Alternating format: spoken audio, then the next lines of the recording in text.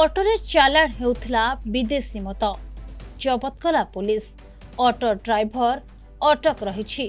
ଭଦ୍ରକ ସହରର ଡାହାଣୀ ଗଡ଼ିଆ ନିକଟରେ ଯାଉଥିବା ଏକ ଅଟୋକୁ ସହରାଞ୍ଚଳ ପୁଲିସ ଅଟକାଇଥିଲା।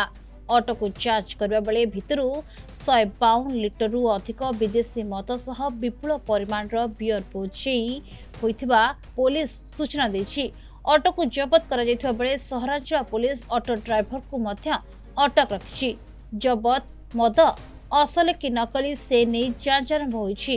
ମଦ କେଉଁଠାରୁ ଆସୁଥିଲା, କେଉଁଟାକୁ ଯାଇଥାନ୍ତା ସେ ବିଷୟରେ ମଧ୍ୟ ପୁଲିସ ଏବେ ତଦନ୍ତ ଆରମ୍ଭ କରିଛି।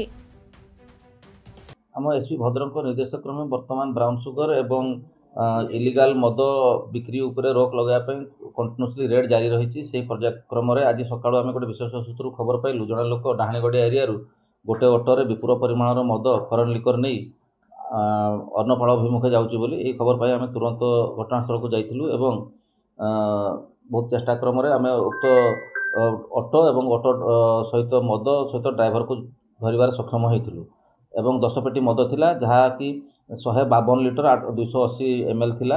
आनुमानिक मूल्य तार 60 ରୁ 70 हजार टंका हेब।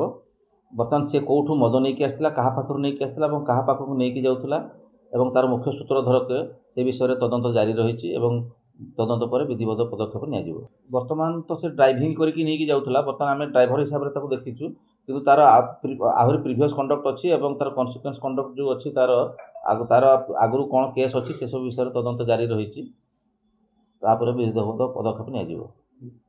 भद्रक सुखदीप मल्लिक रिपोर्ट प्रतिदिन टीवी।